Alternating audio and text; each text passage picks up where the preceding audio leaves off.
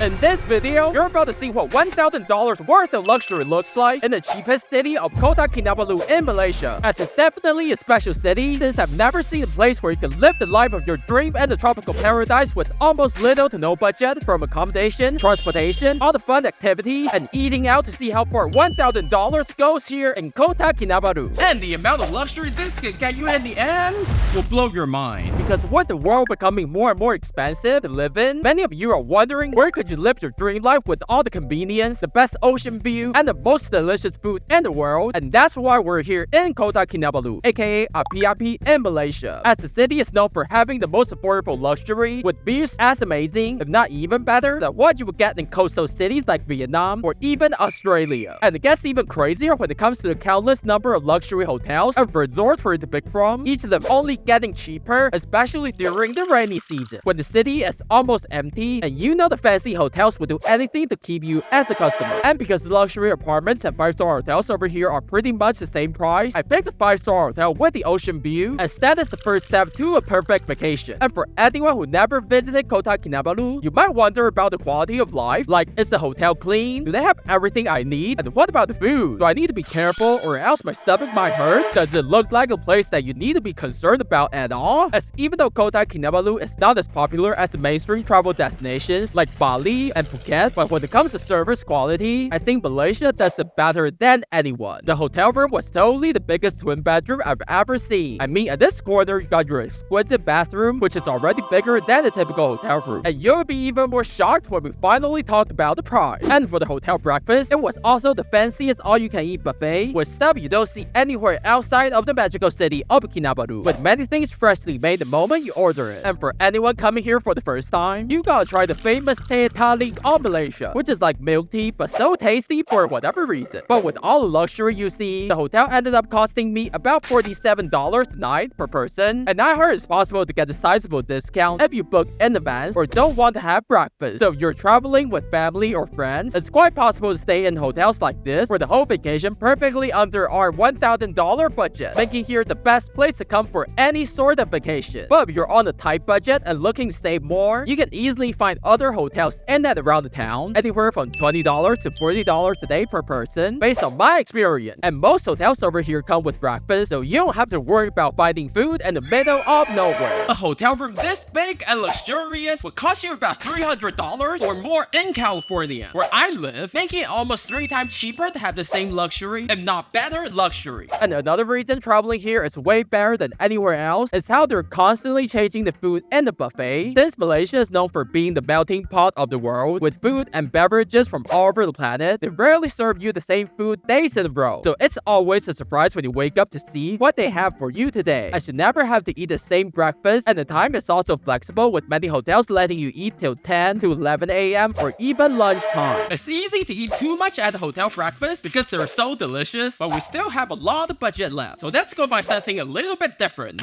Because up next, we're eating anything from the most luxurious restaurant to the best street food you can possibly find in the country of Malaysia, and how incredibly cheap they could be. Where you could easily find Japanese ramen like this for only $3.40, but in the Western countries like America, it would likely cost you 6 times more. And it gets even better when you consider that due to the religious belief in Malaysia, many people don't eat pork, so they somehow created the best ramen using chickens that you totally don't want to miss. Pizzas are also incredibly cheap, as this one only cost me $5, but if you want something exotic, this massive Vietnamese vegetarian bread and fried rice were only $3.40 each, making it more than easy to keep your daily cost of food below $10. But you didn't come all the way to Malaysia to eat some non-local food, so next, I picked the best local restaurant in the town, and to my surprise, it was somehow even cheaper than the ones we just had, as this massive bowl curry laksa, absolutely delicious, and the local fried rice was only $2.80 each. Yes, there's still a place in the world where a couple of dollars can literally get you this. But if you want some dessert, this amazing food called the ABC Ice, only found in Malaysia so far, was literally only $1. So even if you spend the majority of the $1,000 budget on the best hotels or apartments, you will still have enough to enjoy the best food Southeast Asia has to offer. Fast food is another thing you have to try in Malaysia, as there are nothing like the ones you have in Western countries. As just like I said, they had to avoid selling pork, so they invented a whole new set of menus only available in Malaysia, with their local McDonald's even selling curry rice like this. Let me see how much it costs. This whole set is only about $2. $2.70. And what's crazy is that the apple pie, which is usually way over $1 in America, is only 50 cents over here. But overall, I really spent over $8 a day eating in Kota Kinabalu, as it's not really a place for tourists, unlike Bali or Thailand. So the price is set for the people living here, making everything extremely affordable. And for any of you donuts lover out there, the chocolate one and whatever this is from the 5-star hotel only cost me a little over $1 each. But next, we're breaking down the cost of groceries because Malaysia is hot and you need to stay hydrated. And for that, I was surprised by some supermarkets literally open for 24 hours a day and managed to get all of those you're seeing right now for only $14.50, with the sushi only costing $1.60. If it's in Australia, this would have cost you 2 to 3 times. But let's check out a couple of stuff and their price. This tropical juice was only $1.20. The local latte was only 90 cents. The chocolate chips cost about $1. And this super delicious tortilla chips were only $1.20. I don't know what this is, but it's only 70 cents. So in a time where $10 can't even get you a drink in the Western countries, in East Malaysia, $10 can literally get you all the food you want. But now that nobody's hungry, let me show you what you can do for fun here with little to no money, as Kota Kinabalu is known for being the most beautiful city in Asia, with some of the longest coastlines and countless islands for swimming and island hopping. As a round trip to the island and back only cost me $10 for the whole day, and if you want, you can also stay in the luxury resort over here, but it's more expensive compared to the ones in the city, including the drink price. They always call Malaysia the best place for scuba diving, but they came at the wrong time and weather. One thing to keep in mind is that a lot of those boats don't have a schedule. They'll leave and come back whenever they have enough customers. So you might have to bring enough food, water, and sunscreen just to be safe. Hiking is another thing you can do for pretty cheap. This is the tallest mountain in all of Malaysia, is also located here. Also, they have a dairy farm, and the ice cream tastes so good. But if you're more of a theme park or tourist attraction kind of person, the cultural villages all over Kota Kinabalu will definitely make your trip the most memorable in your recent memory, as the indigenous people of Malaysia came here way before everyone else, and here you can learn about their culture and history, as well as the taste of their traditional food. The ticket cost me about $30 because I'm a foreigner, and $15 for the taxi back to the city. Now, one thing that will surprise you is that a lot of those tourist attractions will cost more for foreigners, usually only a couple dollars, which is also common in countries like Vietnam, Japan, and Australia. So don't worry, they're not trying to rip you off. But one thing you also don't have to worry about is going to the mosques. Since unlike many other countries or even other parts of Malaysia, here some mosques don't have problem letting you in and walk around, maybe even taking some pictures, as I paid $1.30 for entering, another $1.30 for the cute outfit they want me to put on, until I got ambushed by the cutest bunch of cats ever. They even got the kitten. The $1.30 is only worth it. Also, please don't wear your shoes inside the mosque or any place of worship in Malaysia. It's one of the biggest mistakes tourists keep making all the time, and the local people really don't like it at all. And even though the city of Kinabalu is quite modern and you can pretty much walk anywhere, taxis are also pretty cheap, as they usually cost less than $3 unless you're going to somewhere far away like deep inside the mountains. But is it possible to have the best vacation or even live on $1,000 a month in Kota Kinabalu in Malaysia? I'm sure you know the answer already. I bet you didn't think it was gonna be this difficult to spend all the budget in Malaysia, as you probably have to stay in the best hotel and eat the best food to come close to needing $1,000. And I doubt any country out there can be cheaper and even better than Malaysia, unless there is.